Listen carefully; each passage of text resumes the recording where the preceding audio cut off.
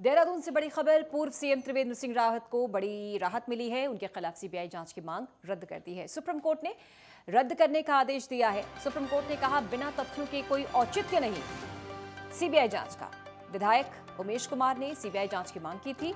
त्रिवेंद्र सिंह पर करप्शन के आरोप लगे थे। नैनीताल हाईकोर्ट ने सीबीआई जांच के आदेश दिए थे, लेकिन सुप्रीम कोर्ट ने इस आदेश को, हाईकोर्ट के इस आदेश को रद्द कर दिया। कड़ी टिप्पणी की सुप्रीम कोर्ट ने कहा बिना तथ्यों के सीबीआई जांच की मांग का कोई औचित्य नहीं। मामला 2020 का है। निर्दलीय विधायक उमेश कुमार का आरोप, करप्शन का आरोप पूर्व सीएम त्रिवेंद्र सिंह रावत पर नैनीताल हाईकोर्ट ने सीबीआई जांच के आदेश दिए, जिसके खिलाफ याचिका लगाई गई सुप्रीम कोर्ट में त्रिवेंद्र सिंह रावत और उत्तराखंड सरकार की ओर से।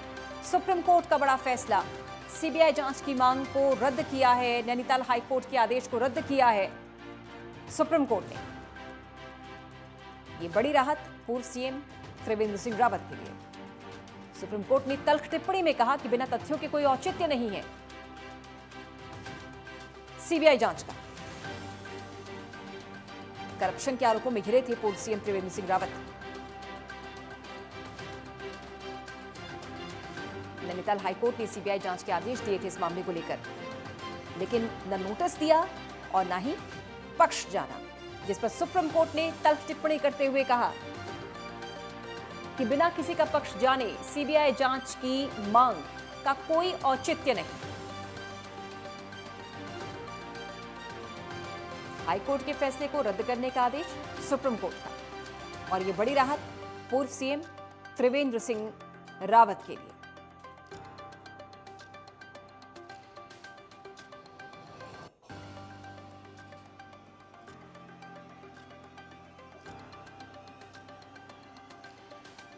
देहरादून से बड़ी खबर, बड़ी राहत पूर्व सीएम त्रिवेंद्र सिंह रावत के लिए। सीबीआई जांच की मांग जो उनके खिलाफ की गई थी, उसे रद्द करने का आदेश दिया है सुप्रीम कोर्ट ने।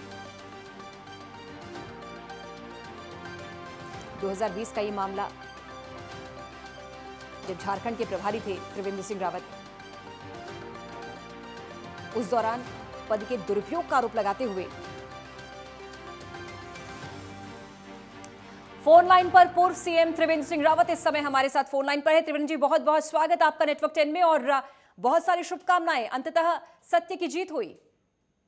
हाँ, धन्यवाद पूजा जी। और सर्वोच्च न्यायालय ने जो निर्णय दिया है, सबसे पहले तो मैं उसका स्वागत करता हूं। और सत्यमेव जयते कहा गया है, तो वास्तव में न्यायपालिका पर विश्वास और बढ़ा है।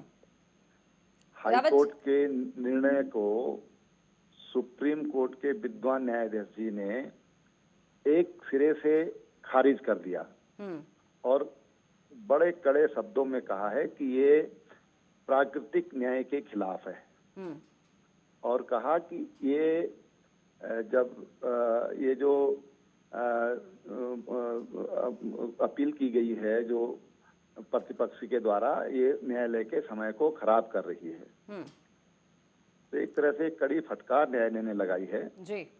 और मैं ये भी कहना चाहूंगा कि मेरी प्रतिष्ठा को जो नुकसान पहुंचाने का प्रयास किया गया, मेरी 40 साल की जो तपस्या है, 40 साल की जो मेरी राजनीतिक जीवन है, उसकी पहचान है, मैं इसके बारे में विधिक राय लूंगा कि मुझे आगे क्या करना है। बिल्कुल ठीक। रावत जी, 2020 का ये मामला, और जब बड़े पद पर एक छोटा सा दाग भी लगता है आपके दामन पर, तो बड़ा मुश्किल होता है चलना। किस विश्वास के साथ रावत जी आप आगे चले?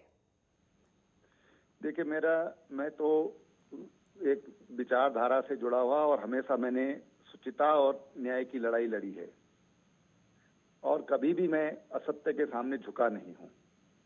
मैंने कभी भी सिद्धांतों से, विचारधारा से समझौता नहीं किया है, और निश्चित रूप से मुझे इससे और बल मिला है, बहुत ताकत मिली है। और मुझे ये विश्वास है कि मेरा जो रास्ता है वो बिल्कुल सत्य का रास्ता है, सही रास्ता है, मैं उस पर आगे बढ़ूंगा। सुप्रीम कोर्ट ने जो तल्ख टिप्पणी की है रावत जी कि बिना तथ्यों के इस मांग का कोई औचित्य नहीं, आपने पक्ष नहीं जाना, नोटिस नहीं दिया और सीबीआई जांच की मांग कर डाली, क्या लगता है कि एक कड़ा संदेश जाएगा भविष्य के लिए भी?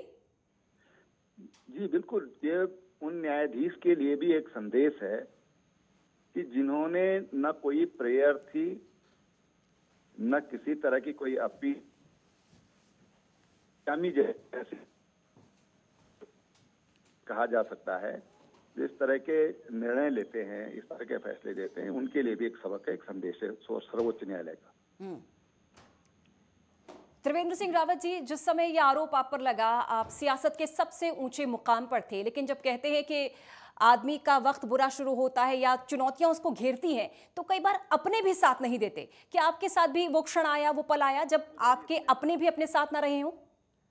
इसमें जो है सबसे बड़ी बात तो ये थी कि हाई कोर्ट ने जो आरोप मेरे ऊपर लगाए गए थे, हाई कोर्ट में स्वयं जो उमेश कुमार शर्मा तथाकथित पत्रकार कहलाते हैं अपने आप को, और उनके जो विद्वान अधिवक्ता थे कपिल सिब्बल जी, उन्होंने हाई कोर्ट में स्वयं कह दिया कि हमारे आरोप हम वापस ले रहे हैं। इसके लिए हमारे पास किसी तरह के कोई प्रमाण नहीं है और हम इनको वापस ले रहे हैं। हाई कोर्ट में उन्होंने कह दिया था। तो पिछले महीने जब सुनवाई थी हाई कोर्ट सुप्रीम कोर्ट में, तो उस समय भी उन्होंने हमारे जो अधिवक्ता थे उनको बोलने नहीं दिया और कहा कि हम तो इसको बाहर सेटल करना चाहते हैं। और फिर 25 तारीख को उन्होंने फिर एक एफिडेविट डाल दिया। तो ये जो हमारा जो सामने वाला जो तथाकथित पत्रकार है, वो हिट एंड रन की पॉलिसी पे चलता है कि किसी तरह से सुनवाई न हो और ये ऐसी चलता रहे। और सर्वोच्च न्यायालय ने 2 सुनवाई करी और इसका फैसला किया, तो मैं समझता हूं कि इससे न्याय व्यवस्था पर और सर्वोच्च न्यायालय पर देशवासियों का विश्वास बढ़ेगा। परीक्षा के बाद जब परिणाम आने वाला होता है रावत जी, तो बेचैनी बढ़ जाती है। क्या आपको सुप्रीम कोर्ट के इस बहुप्रतीक्षित फैसले का इंतजार था और आपको क्या लग रहा था? देखिए, मैंने 5 बार सुप्रीम कोर्ट में अपील की इसको जल्दी सुन लिया जाए, और इन्होंने डेट उसको वो करते रहे, वो पोस्टपोन करवाते रहे, एडजमेंट लेते रहे।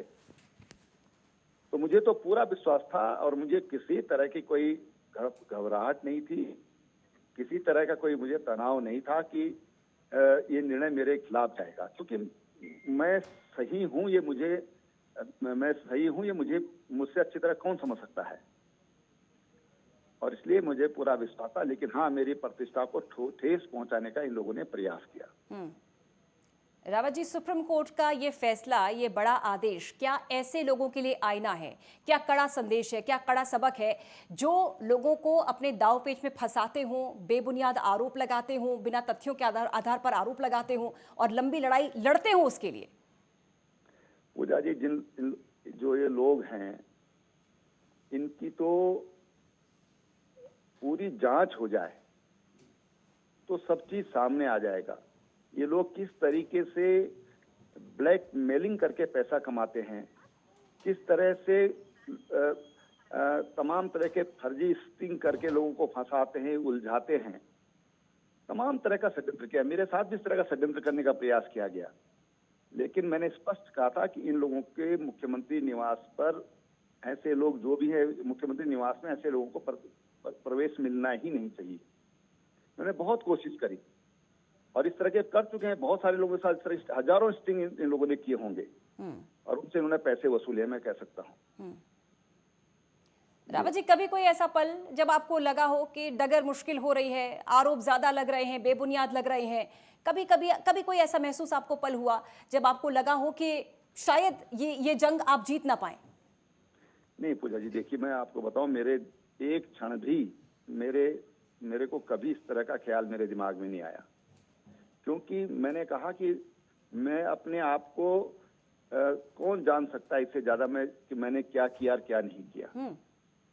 इसलिए मुझे पूरा विश्वास था कि मैं पाक साफ हूं और निर्णय मेरे पक्ष में होगा, न्याय के पक्ष में होगा।